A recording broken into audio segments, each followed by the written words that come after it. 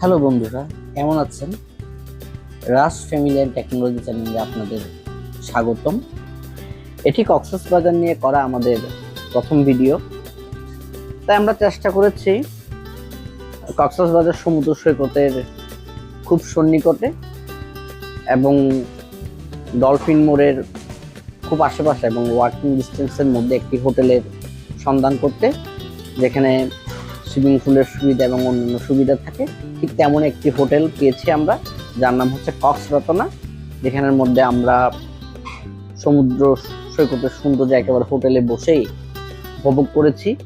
সাথে এখানে রেস্টুরেন্টের ভালো সুবিধা রয়েছে।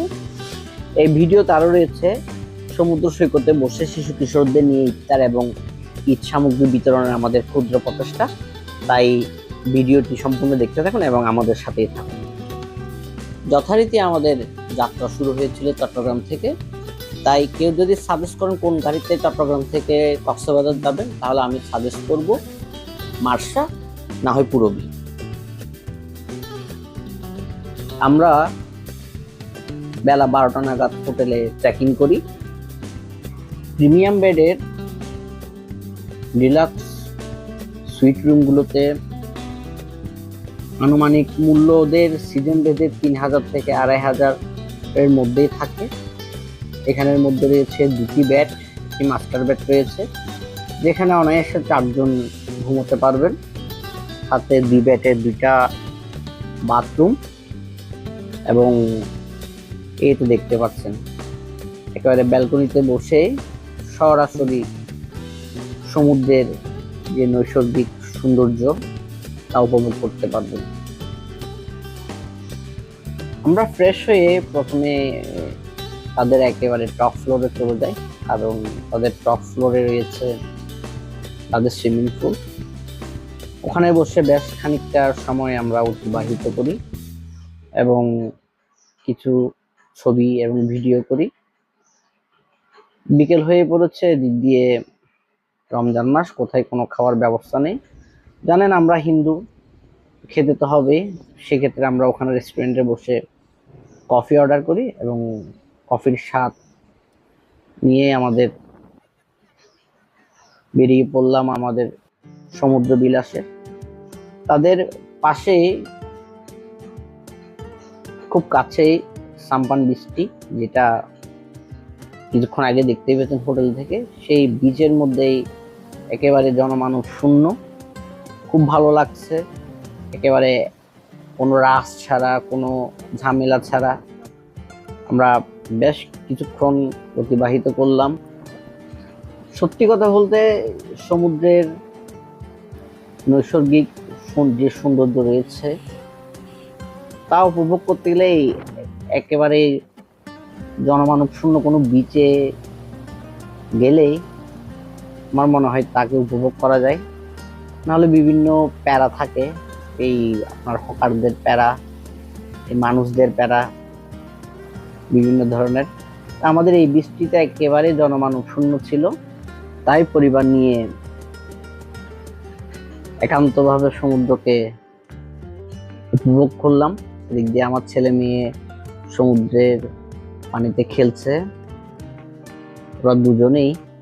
আমারও খুব ভালো লাগছে এগুলো দেখে।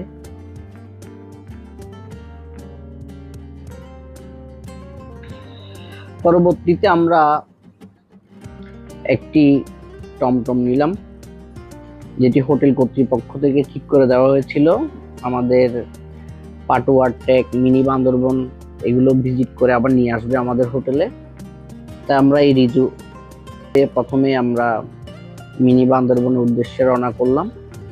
আসলে মিনি বান্দরবন এই সময় তেমন দেখার বিশেষ কিছু নেই। এখানে গিয়ে আমরা প্রচন্ড গরমের সম্মুখীন হয়েছিলাম। এদিক দিয়ে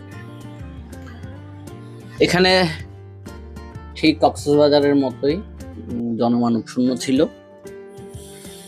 কয়েকটি জুসের দোকান আর কয়েকজন লোক ছাড়া তেমন বিশেষ কাউকে আর পেলাম না, দেখার মতো তেমন কিছু ছিল না।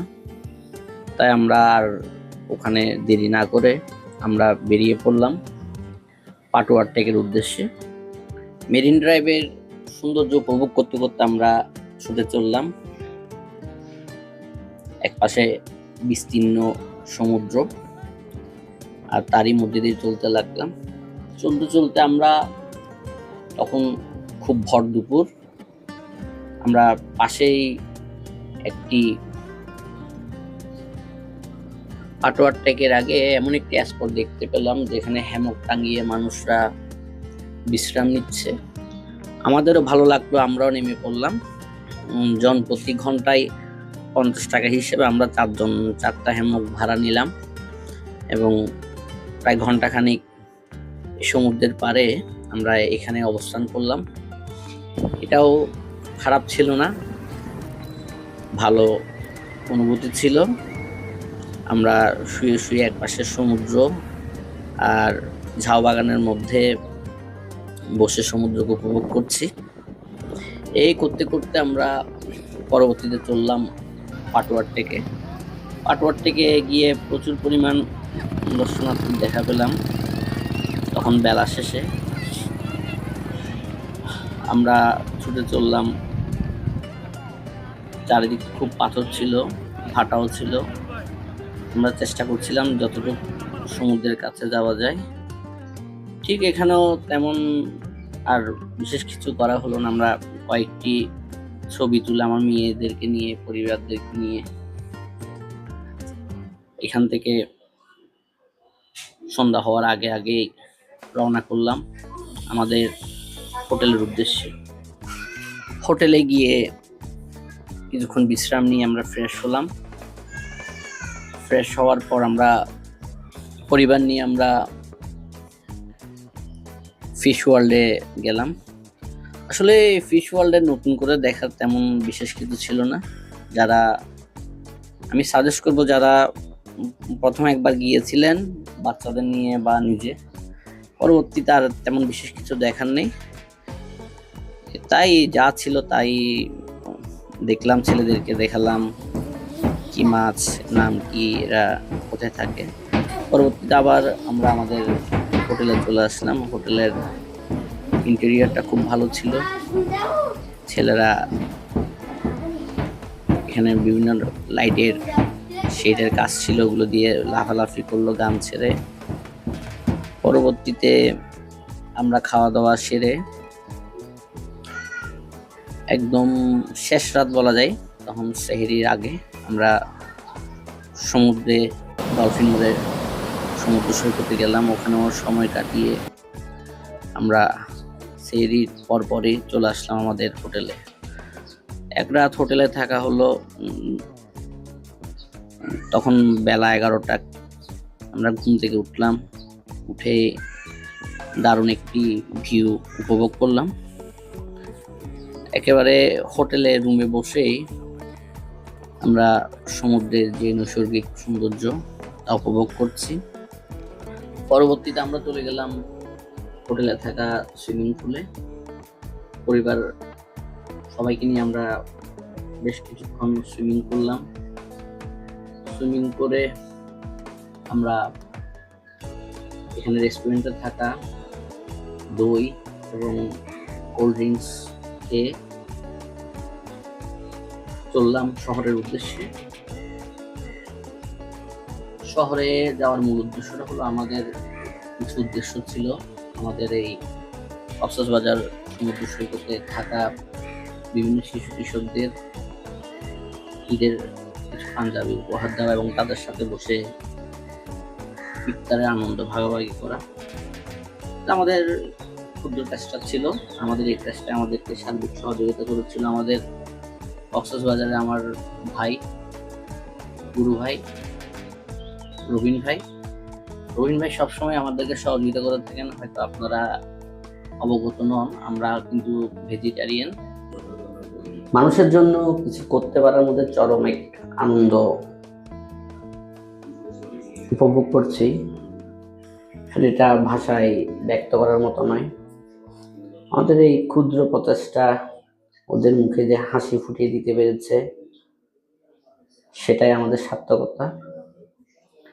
আমরা এই ইফতার সামগ্রীগুলো কক্সবাজার সদর থেকে সংগ্রহ করি এবং সমুদ্রের পাড়ে এসে একটি নৌকায়, এই সাম্পান বিচের একটি নৌকা ছিল, ওখানে মধ্যে ওই নৌকাতেই আমরা